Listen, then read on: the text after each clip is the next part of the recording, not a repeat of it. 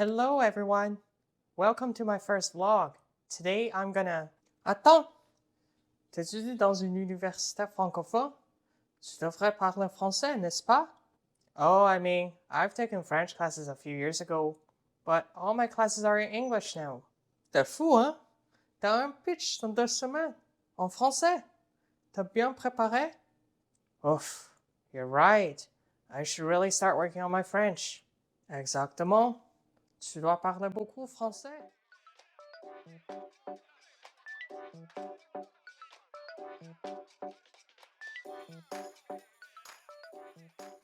Bonjour tout le monde. Je vais parler français pour une vidéo parce que c'est un challenge. 2 semaines uniquement en français. Pendant les 2 semaines prochaines, je vais parler seulement français et je vais dédier 2 heures par jour pour pratiquer le français. Le but, c'est être capable de bien pitcher mon projet en français à la fin de ces challenges. Même si que j'habite à Montréal, ça fait quelques années, j'ai pas utilisé le français sauf les conversations quotidiennes. Donc, je sais pas exactement si j'ai un bon niveau de français. Alors, je vais prendre un test diagnostique pour évaluer mon niveau. Voici le test diagnostique. Il y a 10 catégories, mais juste pour l'évaluation initiale, je vais prendre le test diagnostic général. Donc, allons-y.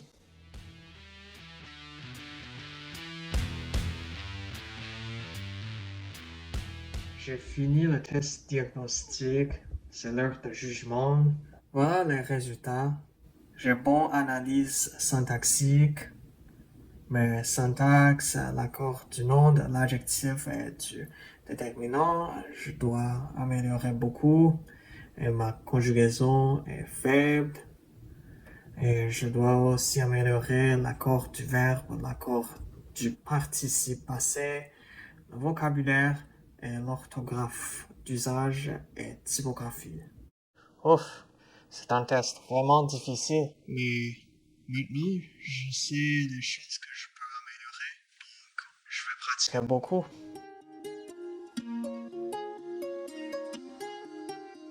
C'est trop tard, mais avant de me coucher ce soir, je vais lire un livre français, Le Conte de Monte Cristo. C'est un classique simplifié pour les étudiants de langue seconde. Je vais essayer de lire et comprendre.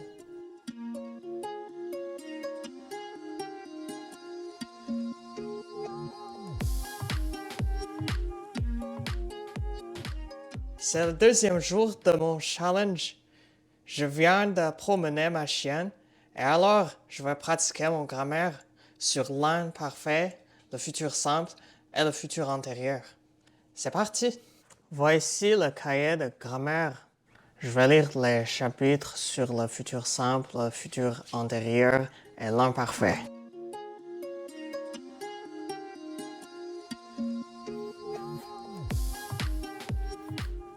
Au cas où vous vous poseriez la question, je vis avec un chat et une chienne. Tous les soirs, je divertis mon chat et après, je le nourris. En ce moment, je tiens un lacet de chaussures pour que mon chat le poursuive.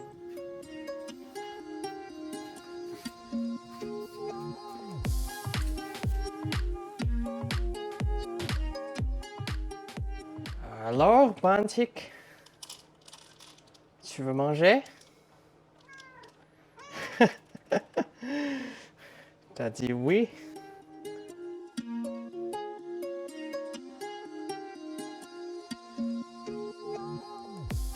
Pendant les 3 prochains jours, j'ai appris de nouveaux mots sur l'anatomie du chien et du chat, ce qui me sera utile lorsque j'aurai eu un rendez-vous avec un vétérinaire. J'ai aussi assisté à une réunion dans mon labo et présenté mon travail en français.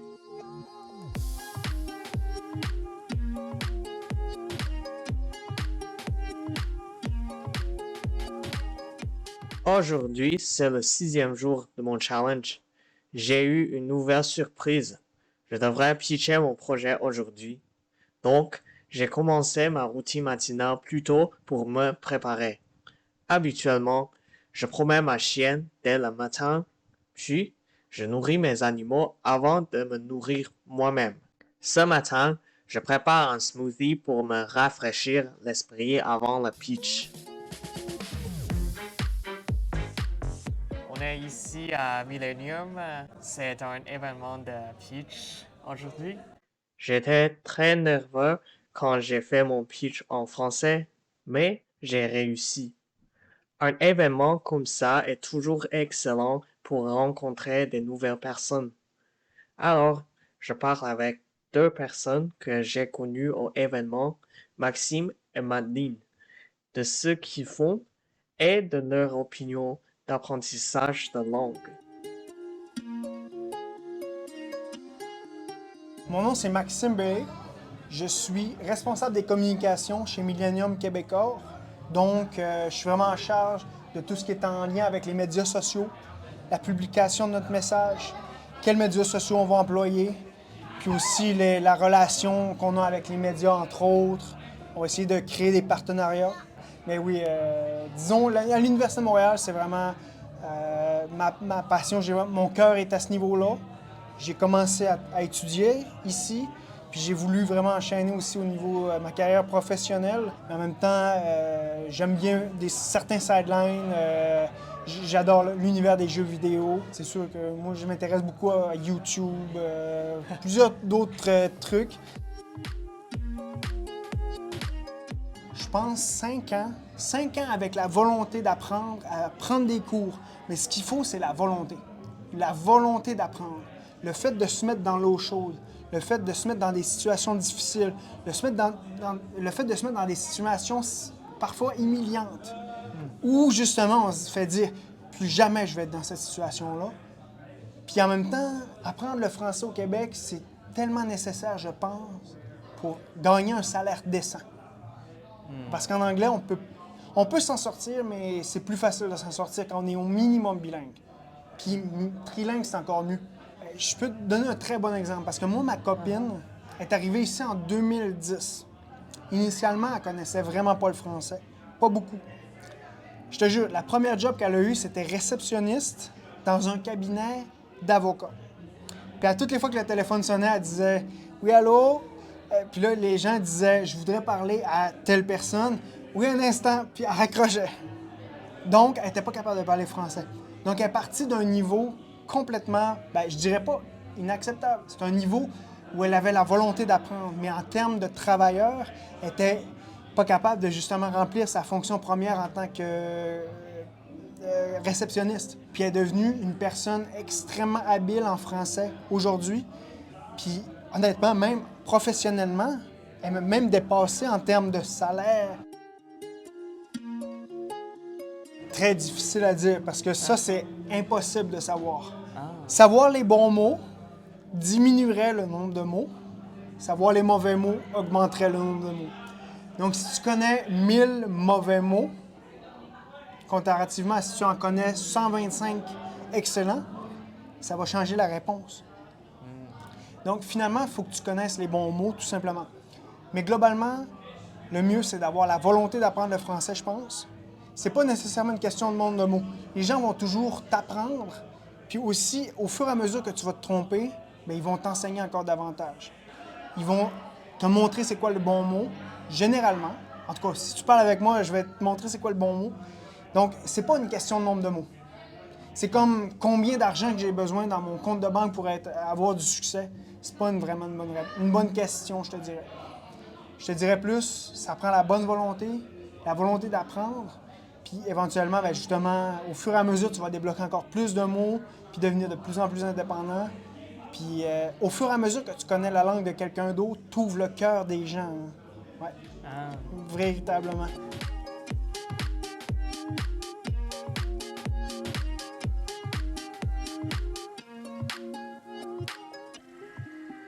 Moi, j'ai appris l'anglais quand j'étais en France, à l'école. Nous, en France, on commence à apprendre l'anglais avec des chansons à partir de l'âge de 3 ans. Mais ça continue après au fur et à mesure que tu augmentes en classe, mettons. Et puis, mais mon anglais n'a pas si progressé que ça jusqu'à, mettons, 20 ans. Et c'est quand je suis arrivée à Montréal que j'ai vraiment plus appris l'anglais parce que j'étais dans le milieu scientifique. Donc en sciences, on parle en anglais. Puis même mes formations étaient en anglais. Donc c'est plus en pratiquant finalement et en parlant en anglais dans un milieu professionnel qui m'a appris plus à développer mon anglais. Mais bon, après, mon anglais est un peu... j'ai un accent un petit peu particulier, quoi. Ah, ok, je comprends. On n'est pas sur un anglais parlé 100%, quoi. Ou maintenant, en fait, quand je dois écrire un texte en anglais ou que je dois répondre à un email en anglais, j'écris mon email en anglais, mais je fais vérifier par ChatGPT. Ah. Bah c'est vrai. Juste pour vérifier que j'ai pas fait d'erreur de syntaxe, de temps, de conjugaison, voilà. C'est un peu mieux que Google Translate, je pense.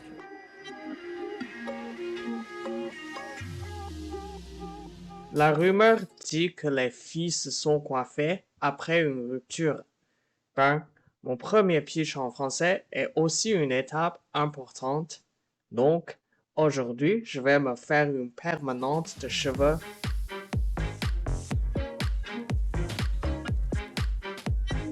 Salut! Je viens de faire une permanente de cheveux et j'ai parlé avec ma coiffeuse complètement en français. Ça, c'est la première fois. Et je pense que je suis vraiment sorti de ma zone de confort. Regardez les boucles.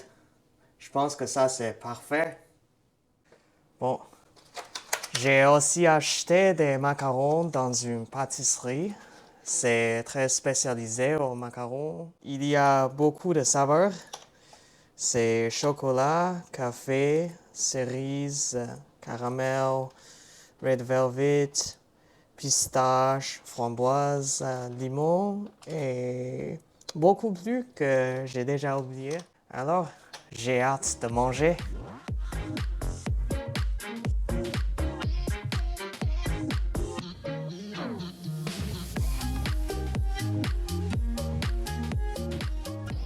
Bonsoir. J'étais très occupé aujourd'hui avec ma thèse. Il y a beaucoup d'expériments. Donc, j'ai pas encore fait mes exercices en français. Mais alors, je vais faire l'exercice en grammaire sur un subjonctif. Je pense que le subjonctif, souvent, c'est difficile pour moi parce que je ne suis pas sûr de l'utilisation et aussi il y a beaucoup de formes. Mais alors, je vais pratiquer.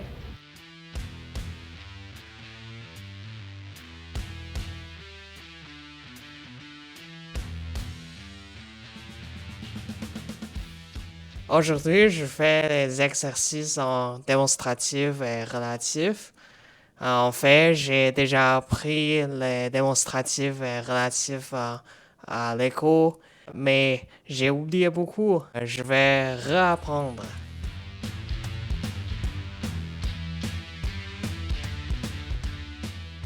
C'est une fête avec ma chienne et mon chat.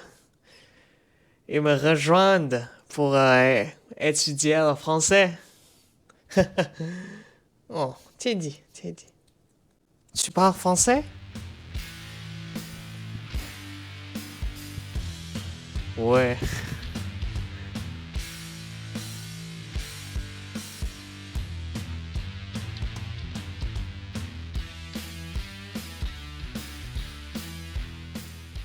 C'est le 12e jour. Aujourd'hui, j'ai une rencontre avec mon ami Clément. Il est prof de français et aussi fondateur de ScriptoApp. C'est une appli pour que les profs enseignent le français interactivement. On va parler de son expérience d'enseignement de français et de ScriptoApp. Avant cela, je cuisine les œufs.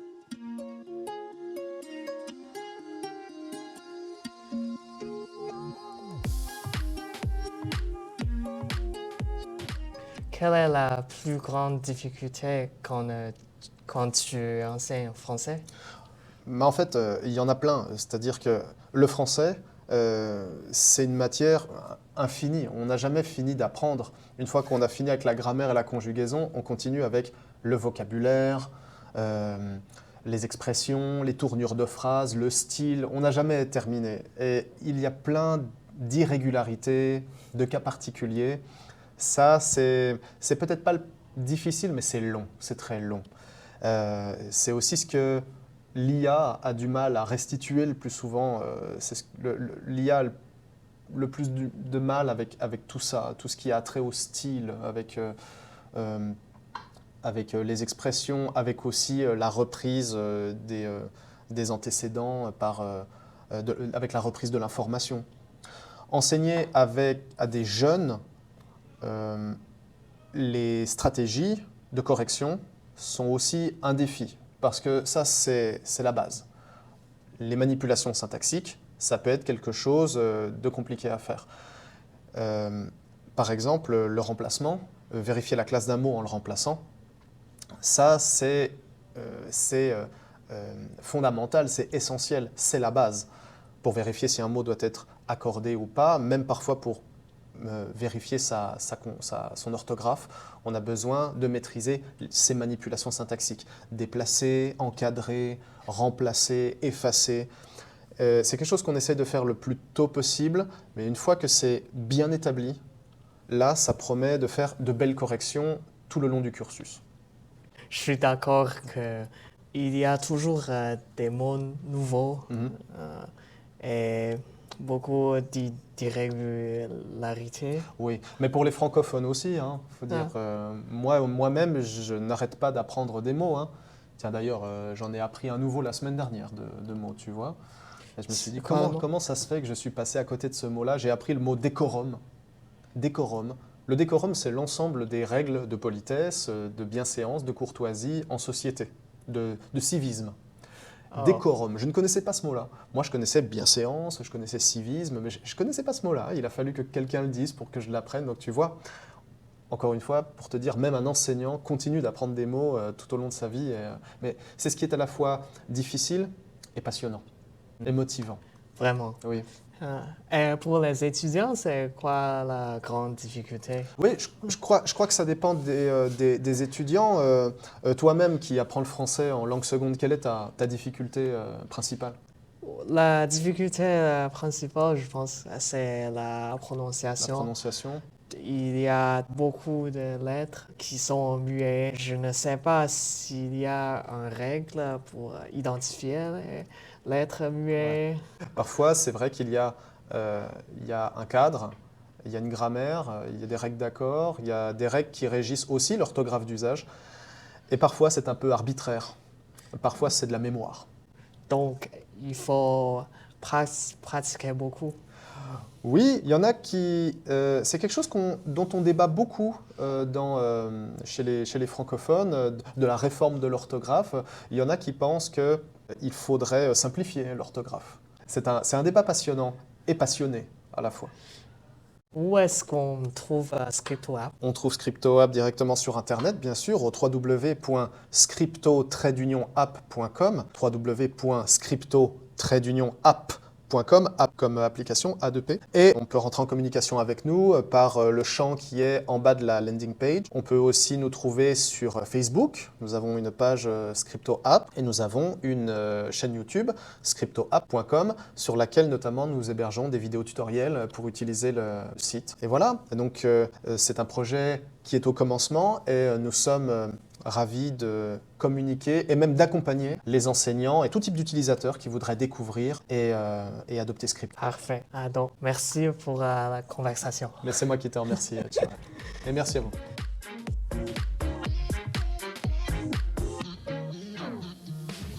Aujourd'hui, c'est l'avant-dernier jour de mon challenge. Je vais corriger quelque chose que j'ai écrit en français la semaine dernière. Et pour corriger, j'utilise le ScriptoApp. ScriptoApp est un appli interactif pour apprentissage du français et je vais expliquer comment on utilise le ScriptoApp. Quand tu écris quelque chose en français, tu peux l'envoyer à ton prof et ton prof annotera où tu fais une erreur et après, il soumettra sur ScriptoApp. Et dans le ScriptoApp, tu peux voir les grilles. Donc, tu cliques sur mes grilles et tu peux voir une liste de textes que tu as écrit. Alors, je clique sur remplir ma grille et voilà, il y a une liste d'erreurs et je dois identifier exactement quel type d'erreur que j'ai fait. Et ça, c'est la correction. Et après, je fais la correction. Je retourne à la page principale et je peux trouver mes exercices. Alors, j'ai aucun exercice à compléter parce que je n'ai pas fait la correction. Mais après, je fais la correction. Il y aura des exercices personnalisés en fonction des erreurs. Et alors, je vais corriger. Donc, je retourne à les grilles, remplir ma grille. Et ça, c'est le texte que j'ai écrit. C'est un texte descriptif sur les macarons. Et le premier, je vais compter combien de mots que j'ai écrit. Ok, je pense qu'il y a 319 mots.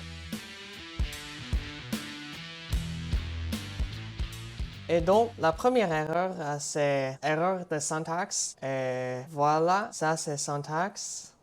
Et je vais identifier quel type d'erreur que j'ai fait avec l'aide des exemples. Et je pense que ça, c'est une erreur de structure du GN parce que je dois utiliser des macarons en place de les macarons. Donc oui, c'est ça. Et ça, c'est l'autre erreur de structure du GN. Et je pense que la structure du GN, c'est vraiment compliqué en français. Je ne sais pas si je dois utiliser les déterminants comme le, la ou pronom personnel.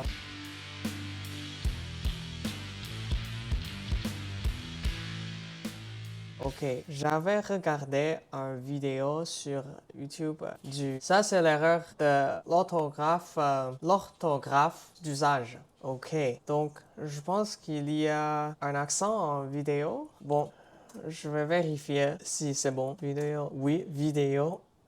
Il prend un accent aigu et donc il manque un accent ici sur le E.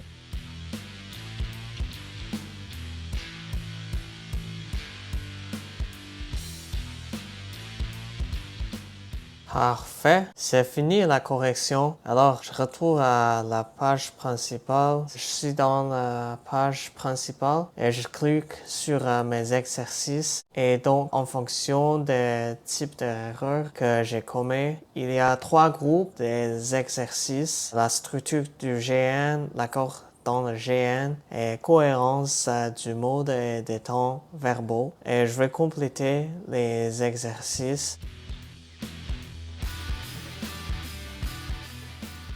Donc, je vais expliquer la source des exercices. Donc, ils sont des exercices qui viennent de Usito.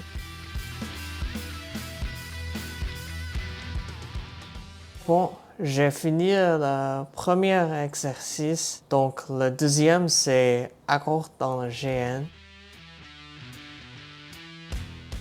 Ok, la dernière exercice, c'est cohérence du mode et des temps verbaux.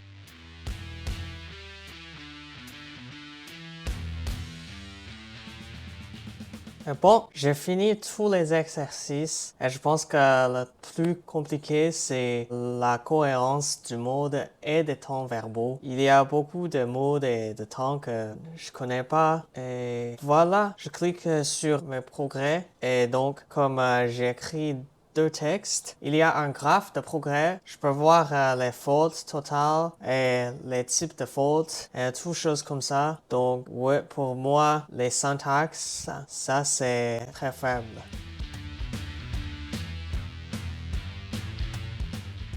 Et je vais explorer l'autre chose. Mes verbes, j'ai aucun verbe à conjuguer. Bon, code d'autocorrection. Ah oui, ok. Voilà, ils sont les codes de l'autocorrection. Et donc, tu peux voir les codes. Ah voilà, ça c'est la liste des exercices. Et bon, c'est ça.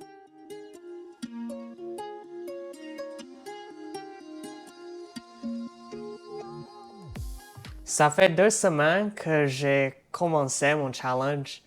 Pendant les 2 semaines, j'ai appris la grammaire, le vocabulaire et j'ai pratiqué la conversation et l'écrit en français. Et aujourd'hui, c'est le jour du jugement. Je vais reprendre le test diagnostique. Il y a 9 parties dans le test diagnostique, mais selon le test diagnostique que j'ai passé, ça fait 2 semaines. Mes faiblesses sont la conjugaison et l'accord du verbe. Donc aujourd'hui, je concentrerai sur les 2 parties. Alors, je commence avec la conjugaison.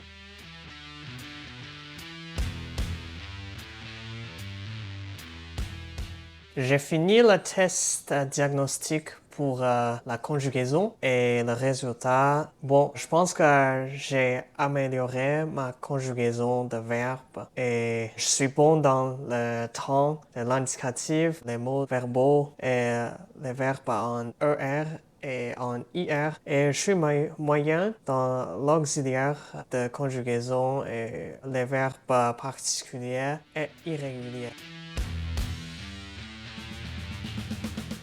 Alors, je fais l'autre test de diagnostic sur l'accord du verbe.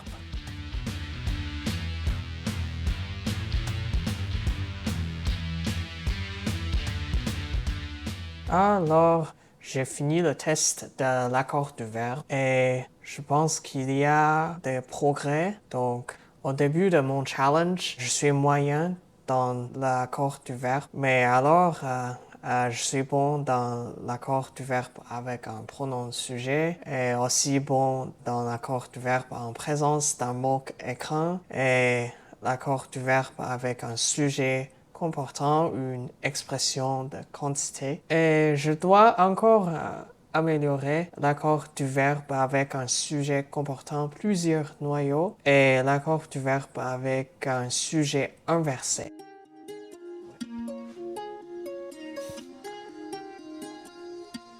Alors, qu'est-ce que j'ai appris de ce challenge? D'abord, le français c'est une langue compliquée. Il y a beaucoup de règles et nombreuses irrégularités. Et 2 semaines, c'est trop court pour tout apprendre. De plus, la meilleure stratégie pour améliorer mon français pendant 2 semaines, c'est concentrer à mes faiblesses et pratiquer beaucoup de nouveaux mots et de nouvelles structures grammaticales. Comme le test diagnostique a montré, j'ai vraiment amélioré ma conjugaison et l'accord du verbe et du sujet. Alors, mon challenge ne s'arrête pas ici parce que je continue à améliorer mon français pendant mon séjour à Montréal. Je ferai plus de vidéos sur mes parcours pour apprendre le français et les autres langues. Si vous aimez cette vidéo, n'hésitez pas à donner un like, commentez ci-dessous quels sont vos plus grands défis lorsque vous apprenez le français ou une autre langue. N'oubliez pas de vous abonner pour les contenus à venir. Ciao!